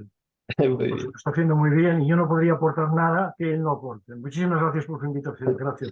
Gracias. Bueno, José, no sé si quieres cerrar con algún comentario final, pues ya estos minutos que nos quedan. Nada, bueno, ya que me dais un último minuto, pues aprovecho para hacer un poco de promoción, si me lo permitís, Adelante, adelante. ya que me dais la ocasión, y ya que está Salvador conectado con la humildad que le caracteriza y su generosidad con los amigos. Nada, solamente comentar, estamos en este momento trabajando, Salvador sobre todo, y yo un poquito le ayudo, pero sobre todo es tarea que está sacando él adelante. Estamos recuperando textos inéditos de Manuel Sacristán, en lo que va a ser una pentalogía. En principio están proyectados unos 5 libros de materiales inéditos, centrándonos fundamentalmente en sus textos de filosofía y metodología de las ciencias sociales. De momento tenemos el tomo 1, que ha salido el año pasado en Montesinos. Está ya en maquetación el tomo 2, que va a continuar. El tomo 3 incluirá seguramente algunos de los cursos que realizó en la UNAM en México, con lo cual ya os lo enviaremos con mucho gusto para que lo tengáis a disposición, porque sobre todo el trabajo de Salvador, sobre todo, y yo un pelín, ha logrado recuperar esos escritos perdidos y esos textos perdidos de los cursos que dio Sacristán en la UNAM sobre inducción y dialéctica y Karl Marx como sociólogo de la ciencia. El segundo se publicó en México en la revista Dialéctica, pero el primero nunca se llegó a publicar. Y nada, solamente anunciar que este es un proyecto vivo. De Sacristán ya hay más obra publicada después de su muerte que de la que él mismo publicó en vida. Es decir, que se han recuperado una cantidad de textos inéditos tal que si los pusiéramos uno detrás del otro ya empezarían a ser mayores de lo que hizo el propio Sacristán. Esto se lo debemos a Salvador fundamentalmente. Y nada, pues solo informaros de esto y de que la obra de Sacristán sigue viva y os invitamos a seguirla leyendo y a seguir conversando sobre ella. Pues muchísimas gracias porque eso muestra que todavía tenemos mucho que descubrir de Sacristán, o más bien estamos por descubrir a Sacristán, ¿no? Sí, sí, sí. Además es así, que hay muchísimo que aparece y que va surgiendo y es un autor que todavía, aparte de tener mucha actualidad desde mi humilde punto de vista, porque se adelantó mucho en el tiempo, pero además es que mucha de su obra filosófica es todavía inédita, es decir, está Ujú. todavía en proceso de salir o en proceso de ser editada, etcétera. Sí, es muy interesante porque además muestra que hay un montón todavía de cosas que estudiar sobre nuestra tradición iberoamericana, ¿no? Y que, como decía la doctora Ana Rosa, conocemos a muchos autores por sus traducciones y tal, pero no por todavía su obra, ¿no? Entonces, es muy importante. Bien, pues muchísimas gracias. Entonces, José, de verdad te agradecemos mucho la charla y pues bueno, nos vemos la próxima semana y ya les estaremos escribiendo con el siguiente tema. Señor. Muy bien, muchísimas gracias. Un gran placer. Muchas gracias. Gracias. Bueno.